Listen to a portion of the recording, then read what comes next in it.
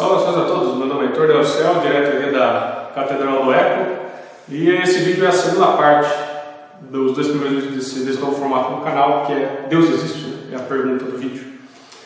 No primeiro vídeo eu falei sobre essa questão, como essa divisão de religião e ciência não faz muito sentido, justamente porque o entendimento científico, essa busca de entender racionalmente a realidade, veio encaixada dentro de um entendimento, de uma visão, uma cosmovisão muito maior do que a ciência, que é esse recorte. Eu até comentei também aqui quando houve essa desvinculação da academia com a igreja, que a gente teve todos esses momentos ocultistas que tomaram conta da ciência, e hoje a gente até tem essa espécie de idolatria da ciência, então esse apego ao método científico, ao cientista, sem, muitas vezes, as pessoas elas acreditam em qualquer coisa que a classe científica diz, né? Então se tornou meio que uma fé na ciência, né? Acabou ficando um negócio totalmente doentio, né? Então eles acabam criticando muito essa questão da religião, porque a crença no Deus, sendo que hoje em dia a gente acaba tendo essa crença cega em qualquer artigo científico, qualquer coisa que se diz ser científica, né? E como eu também expliquei no outro vídeo, no primeiro vídeo dessa série, dessa dupla de vídeos, que a igreja na verdade atacava esses problemas com muita seriedade, né? Inclusive a gente vê isso com o próprio Tomás de Aquino. E até eu citei também a questão da astrologia, né? Porque na verdade essa visão da astrologia, a astrologia se tornou muito mais popular, né? Que eu no vídeo passado da questão do Olavo, depois que houve também essa separação e que entrou todas essas ondas ocultistas aí, começou a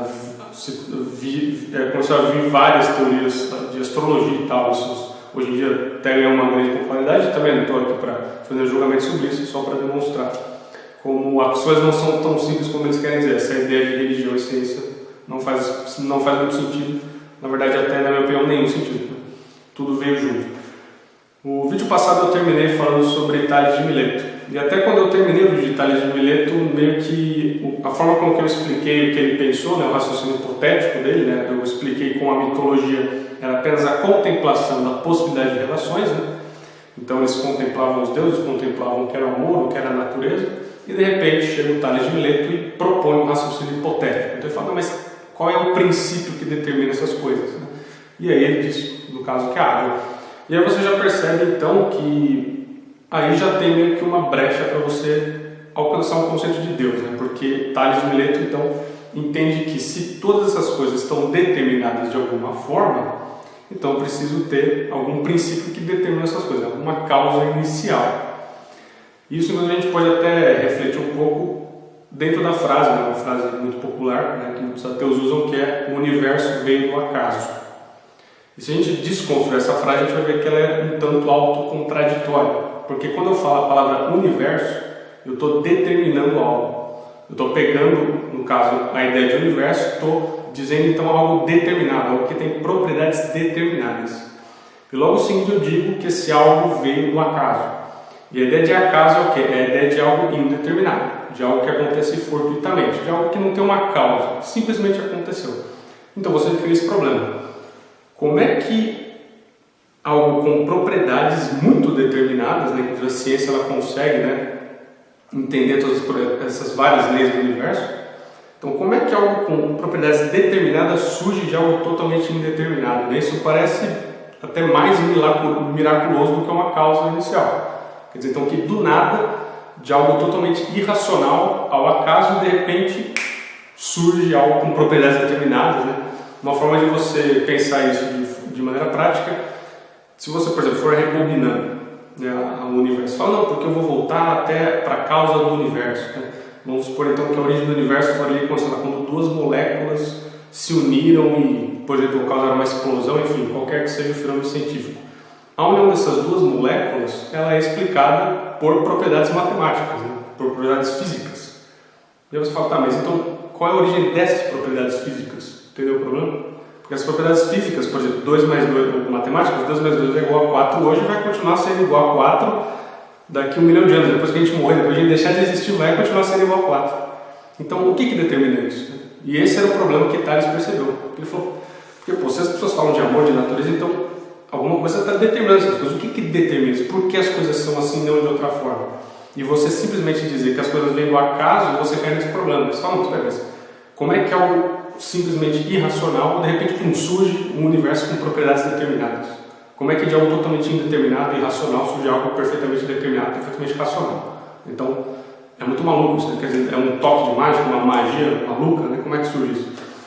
Inclusive até, se você pegar, por exemplo, o Demócrito, ele é o... Isso até existe uma certa polêmica, porque dizem que o Demócrito ele foi quem criou a teoria do átomo, né? Que hoje em dia é muito importante, por exemplo, para a química, né? Dizem, na verdade, que ele plagiou meio que... Algumas pessoas falam que ele plagiou o Leucipo, que foi um outro pré-socrático, algumas pessoas falam que ele copiou, mas enfim, sem entrar nessa questão, mas só para destacar que o Demócrito ele é conhecido como o grande pré-socrático ateu, no caso, entre aspas, né? Porque justamente ele buscava essa explicação estritamente materialista do universo, né? Então ele, justamente através da ideia dos átomos, ele queria explicar a origem do universo através de formas estritamente materiais. Só que tem uma frase muito interessante do Demócrito. Isso foi escrito por Demócrito, isso é um fragmento do Demócrito, que ele disse que as coisas não podem vir do nada, né? Então ele mesmo assumia isso, ele falava: eu preciso encontrar uma causa que determina as coisas, um princípio que determina as coisas. Só que para ele esse princípio tinha que ser material, que inclusive até isso depois, por exemplo, Aristóteles critica muito Demócrito e essa escola material na sua obra Metafísica, justamente porque ele diz que a pura matéria ela não causa movimento, né? Esse era o argumento do Aristóteles, né? Coisa também que a gente vê, por exemplo, um pouco em Empédocles, que era um poeta também pré-socrático, né?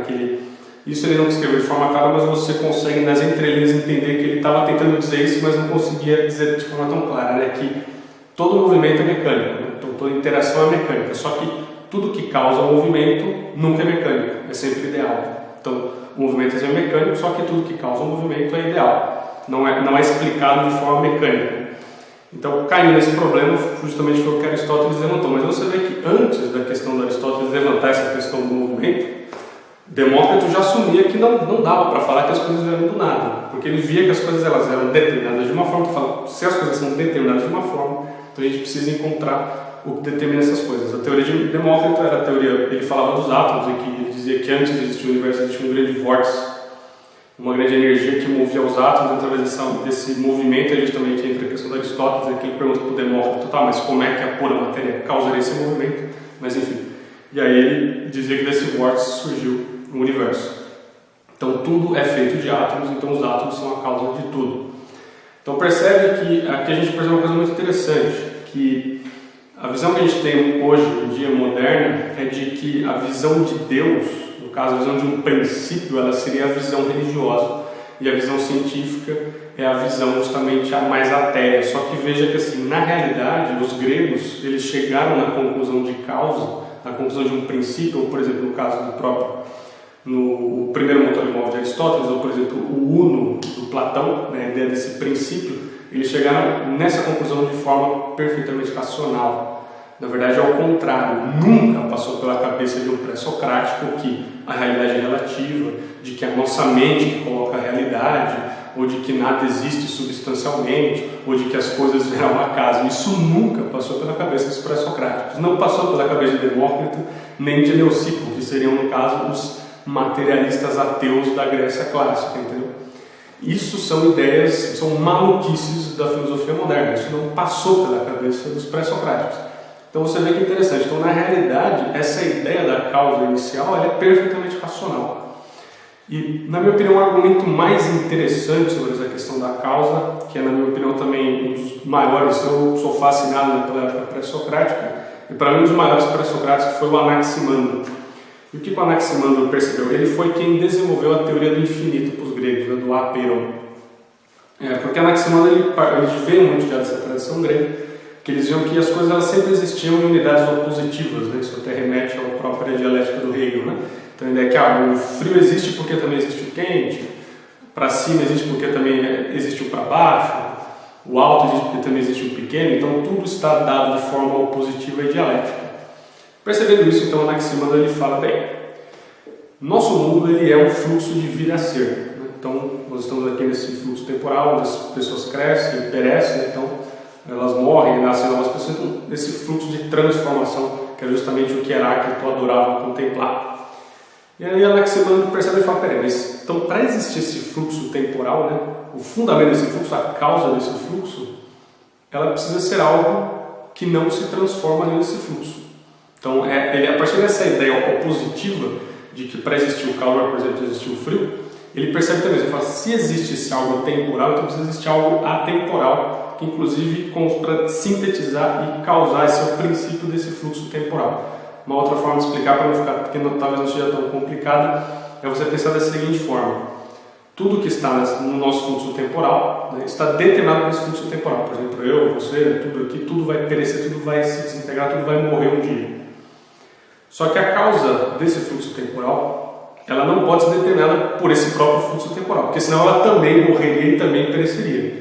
Então, Anaximandro percebe, falar, o princípio desse fluxo temporal, a causa desse fluxo temporal, não pode ser determinada pelo próprio fluxo, ela tem que estar fora, porque senão ela também morreria dentro do fluxo, como tudo que a gente observa na realidade.